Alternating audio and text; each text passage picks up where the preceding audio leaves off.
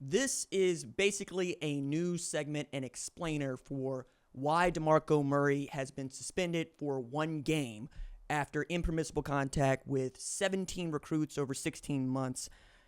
And what it amounts to is basically Murray didn't know he needed a COVID-19 waiver to keep recruiting. I mean, this is the same sort of stuff that we've seen going on all over college football, where the rules during COVID had changed. When the rules changed back, or when we made decisions that affected the rules, a la when the schedule starts, transfer portal, all those things, some of this stuff gets lost in the wash as you are a running backs coach trying to recruit the best running backs in the country. And I think this is going to happen more and more as the NCAA gets down with these cases. But for Oklahoma's purposes, they self-reported this violation. And one of the things that I actually think is cool about the rules changing is the head coach was presumed to be responsible for everything going on at their program. And January 2023, the head coach responsibility rules had shifted where you could rebut a presumption to automatic because Venables was not personally involved in the violations and demonstrated that he promoted an atmosphere of compliance and monitored his staff. Venables rebutted his presumed responsibility for some of the earlier violations. I think this is all pretty much above board, but the crux of what got Demarco into trouble is he 17 prospects, 16 months, including 65 impermissible phone calls and 36 impermissible text messages. I might send at least that many text messages a day and at least that many phone calls a day to whomever. Murray indicated that he was not aware of the COVID-19 waiver of recruiting. Enforcement staff determined that the school that had properly educated football coaches on the applicable recruiting rules, the timing of the changes to them. Oklahoma's going to play Temple on Saturday. Oklahoma should not need Demarco Murray to beat Temple on Saturday. I think everybody understands that. I also think that a lot of this is going to come up, but I also think that it's kind of fascinating this came out the day after Brent Venables had his coaches show, which, timing is everything with a lot of these things, and I'm sure that the timing was working the way that it worked for one of these reasons. There's other things to take into account here, which is what exactly is a recruiting violation now, right?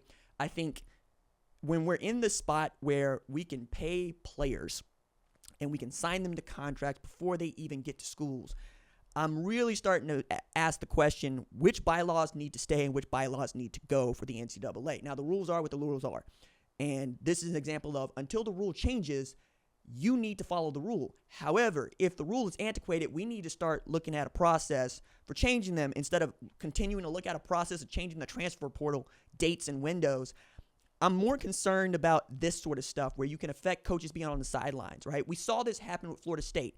Alex Atkins drove a recruit to a booster's house, and he had to sit out the Georgia Tech game for that reason. Now, I think that directly affected them on the field because Alex Atkins, I think, is a better play caller than Mike Norvell for this offense. I also wonder just what that would mean from an offensive line standpoint because I've always kind of been interested in offensive line coaches being coordinators because they, generally speaking, have a better read on what the offensive line is doing or not doing than, say, a quarterback's coach. I tend to go with the position you coach the most is probably the one you trust the most. So you're going to put the ball in the quarterback's hands in, winning situations, or you're going to put it in the offensive line's hands in winning situations. I think all that stuff matters. And as far as Demarco is concerned, I think that this is going to just go. I think he's going to regret not being on the field for something like this, meaning if you just got the waiver, everything else is going to be fine here. But this is one of those where it's hard for me to go after the NCAA for anything in this moment because mostly we've gotten everything we asked, which is name, image, and likeness is a thing. The transfer portal is a thing. I want kids to be able to move as freely as their coaches.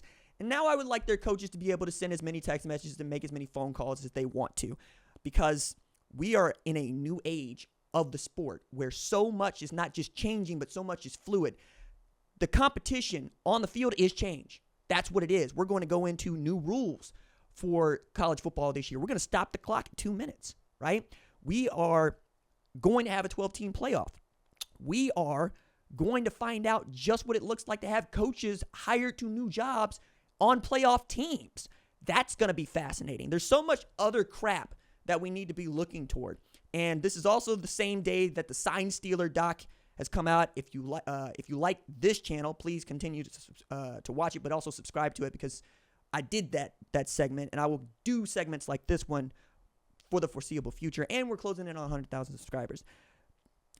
I think the sign stealing, the coach, the headset to helmet communication, these recruiting violations, all of these things are coming at a time when it feels like we should just be talking about football, and we're not just talking about football. And I've been pretty consistent about this point.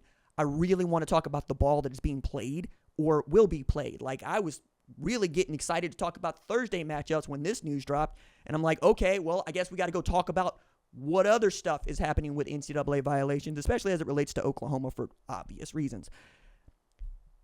The last thing that I would leave you with, as we talk about these recruiting violations and we talk about who is being punished for what, is, do you think that the system needs to be overhauled? And if you think that the system needs to be overhauled, what would you do to overhaul the system? I can tell you what's not going to happen. What's not going to happen is the genie ain't going back in the bottle, okay? Players are going to get paid. Coaches are going to get paid. College football is still a booming industry. The money is going to get longer. The money is going to get larger, which means the inequality gap between the haves and have-nots is also going to get larger. Take all of that into account when you talk about what you want the sport to be, because anything that has the sport going back to what it once was is a non-starter. We're not there anymore. We're not going to do that anymore. You have to start thinking of this as going forward. You have to push the story forward. You have to be seen ahead on the board. You can't argue strategy anymore. You have to look at the field of play and take what you can get.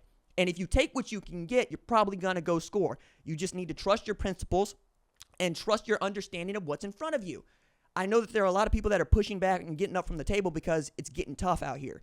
It's getting hard. But, I mean, I didn't work my behind off and cover this sport for the last, my God, half my life now, only to push back because there's a little bit of chaos, okay? I think this is indicative of a little bit of chaos, but it's really something that's under the bridge. Oklahoma knew it was coming. But I'm more interested in what other people tend to want to do about this and what you can get done, right? That's the other thing. Building consensus is great. Persuading people is great. But can you do it? And if you can't do it, can you come to something like conciliation? First rule of rhetoric is you're not winning an argument. You're conceding a point so that you can make a larger point. Not everything needs to be worth the squeeze. Everything is not worth the squeeze. The juice is not always worth the squeeze. In this, I'll bet he wishes he could have those phone calls and those text messages back, if for no other reason than being on the sideline. But I think Oklahoma's going to be fine.